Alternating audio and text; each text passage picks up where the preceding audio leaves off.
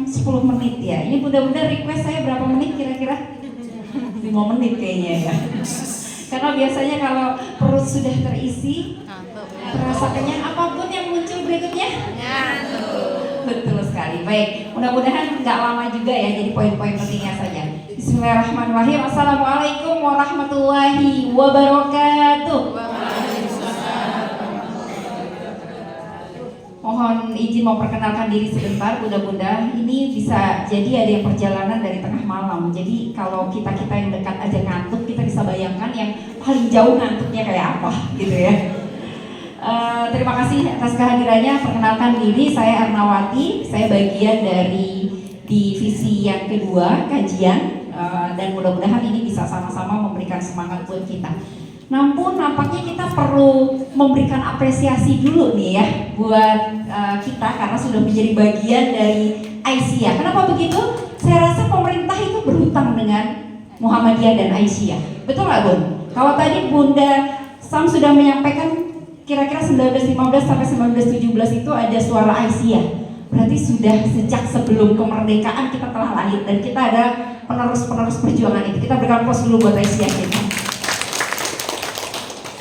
Dan bayangkan dari Sabang sampai Merauke juga peran Aisyah itu ternyata tidak bisa dikatakan biasa, sangat luar biasa.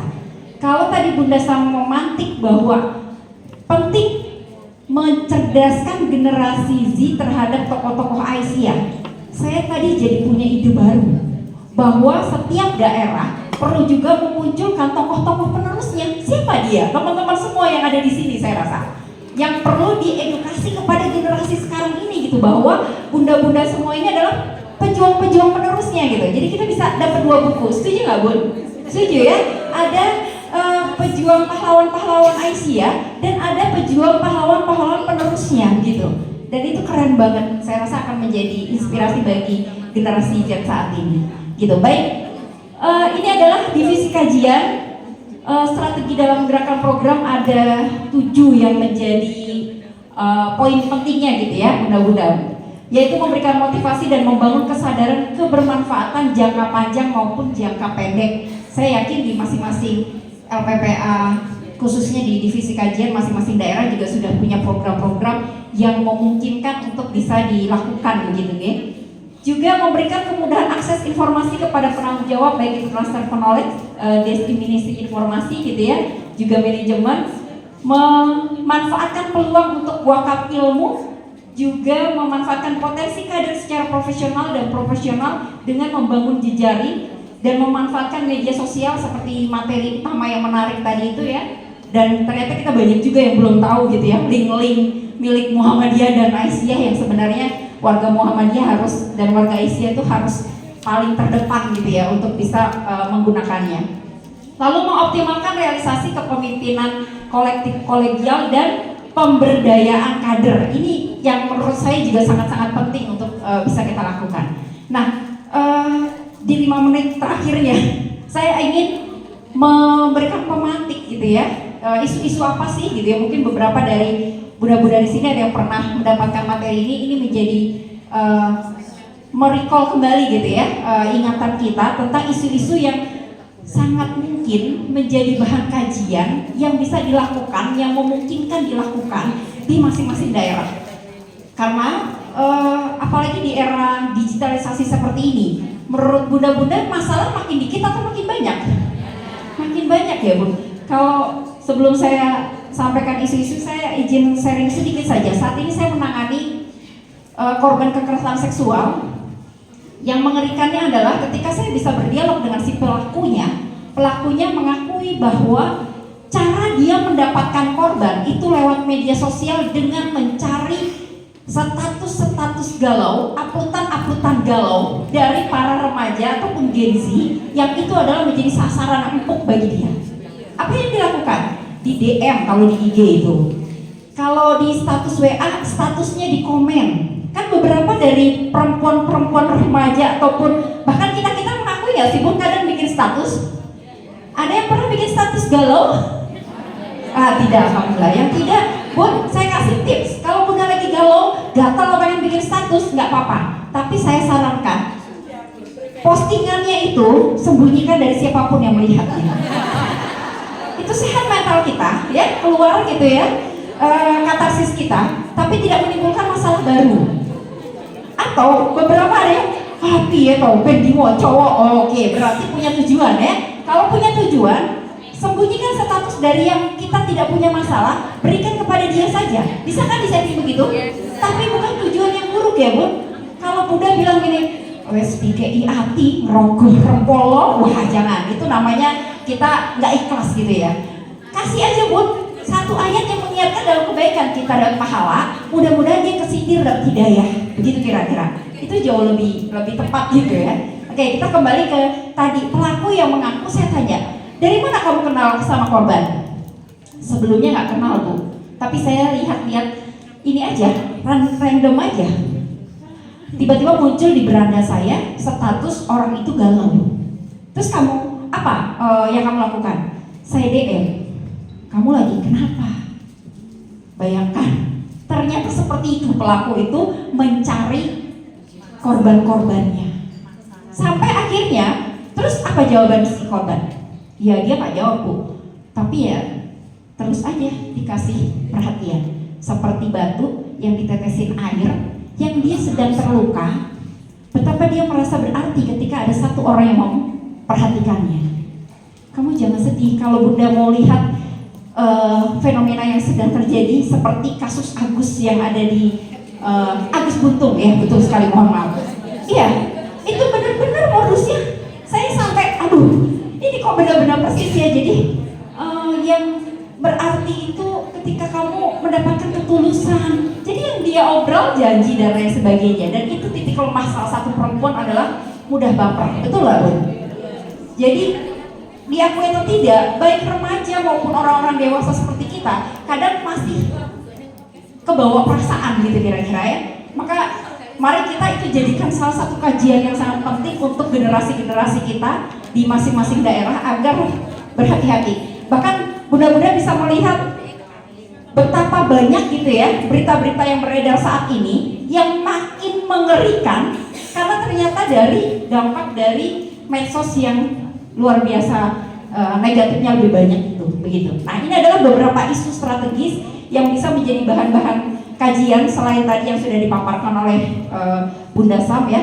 Kajian-kajian politik perempuan itu memang masih jadi PR banget bagi kita.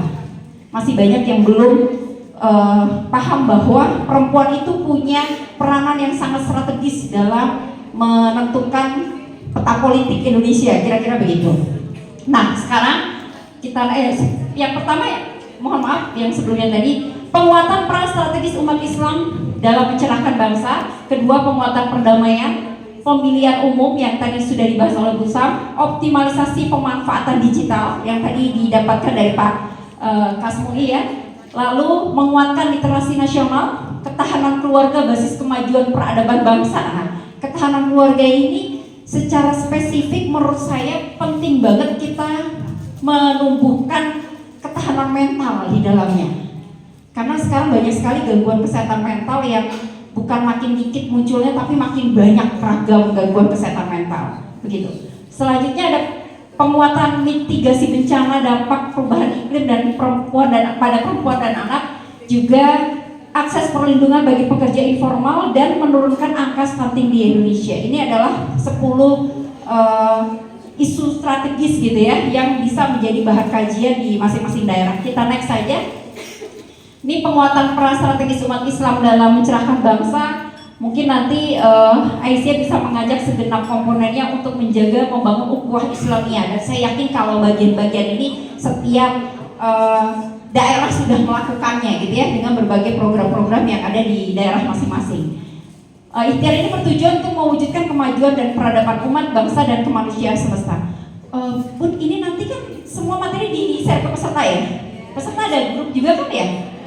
Iya, jadi kami kayaknya Bunda Upi sudah membuatkan link sehingga nanti dari materi yang pertama Pak Kasmui sampai materi kami yang tambahan ini tuh ada semua di situ. Jadi bisa diakses oleh bunda-bunda semuanya. Jadi kita next aja. Ini juga next aja. Ini materi teori-teori yang secara umum kita tadi bacakan di 10 isu strategis tadi. Kita next aja.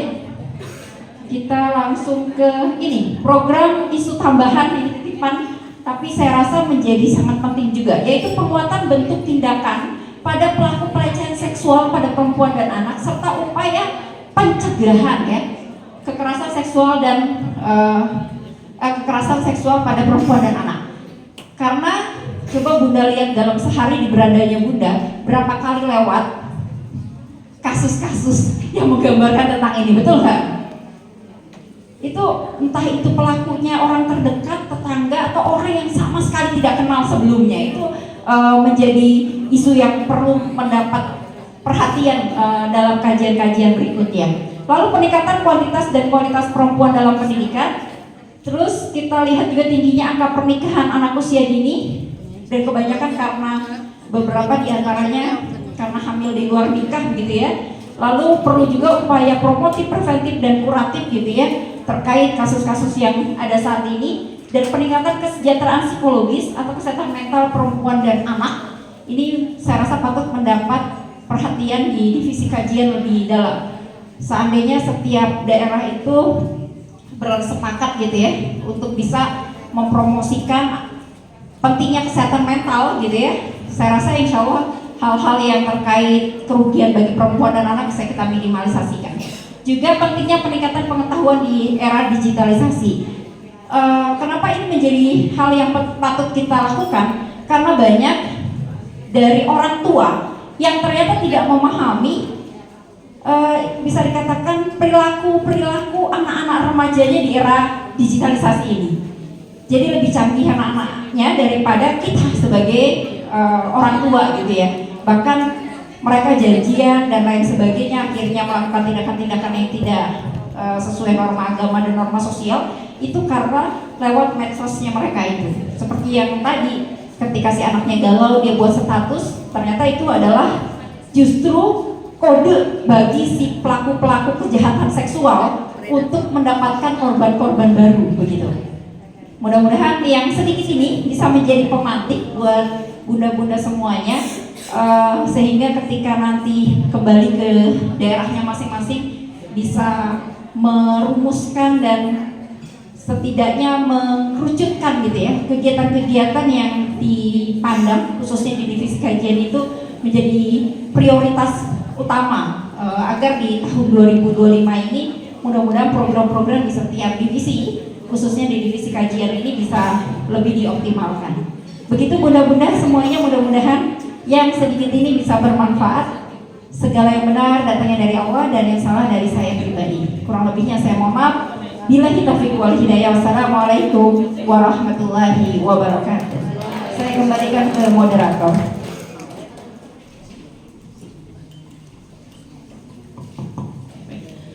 Baik, ibu-ibu